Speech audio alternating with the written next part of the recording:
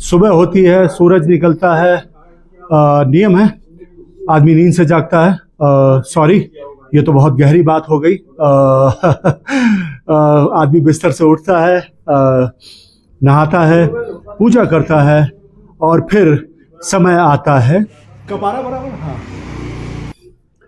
इसका सुबह की चाय। मतलब ये सुबह की चाय नहीं होती, सुबह की मीटिंग जो ना हो तो मतलब भाई साहब।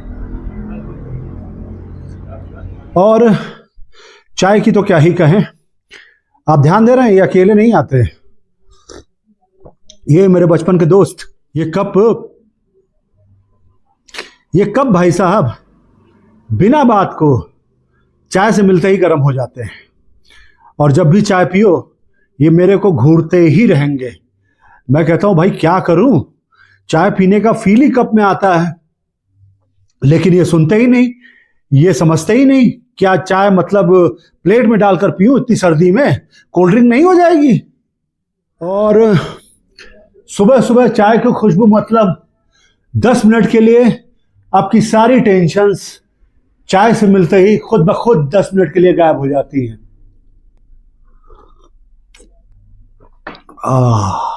सुबह की चाय के पहले घूंट की बात ही क्या कहें। मतलब पहला घूंट लेते ही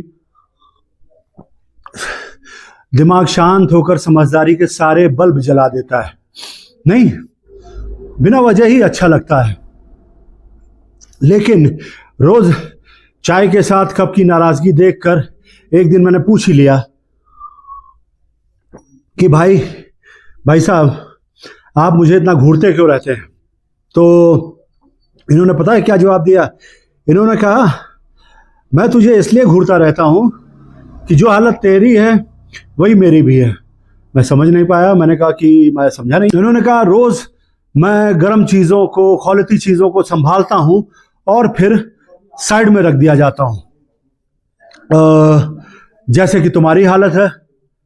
मैं पहले तो समझ नहीं पाया, फिर मुझे समझ आया कि ये कब भाई साहब भी अपनी तरह थोड़े फिलोसफर माइंड के हैं।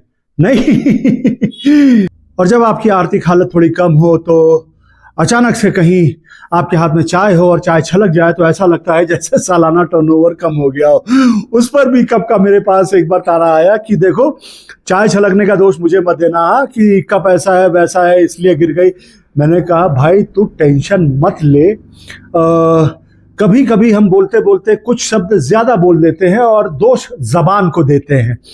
तो चाय भी ऐसी ही पेट भरती नहीं, जेब पर असर डालती नहीं और नाराज भी नहीं होती और जब भी याद करो आ जाती है। लेकिन चाय भी कमाल की औषधि है। नहीं, पेट भरती नहीं, जेब पर असर डालती नहीं, नाराज होती नहीं, जब याद करो आ जाती है। जब भी चाय से मुलाकात होती है तो दिल दिमाग को ताज़ा करके हर टेंशन से निपटने की ताकत दे देती है। और मैंने तो लड़ना झगड़ना कम ही कर दिया है, आप लोगों को तो पता ही है। और चाय ख़त्म, खाली कप और मैं सोच में कि कप का खाली होना भी अच्छी बात होती है। हर बार नया स्वाद मिलता है।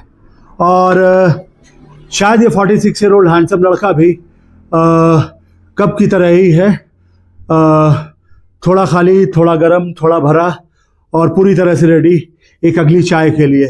भैया एक चाय और बनाइए। तो कमेंट बॉक्स में आप सभी बताइए कि इस वक्त कौन कौन चाय पी रहा है। और इसी के साथ आज के व्लॉग के लिए साइनिंग ऑफ। मिलते हैं अगले व्लॉग में, तब तक के लिए जय श्री राम, हर हर महादेव। खुश रहिए, मस्त रहिए। जय श्री कृष्ण, जय श्री राधे।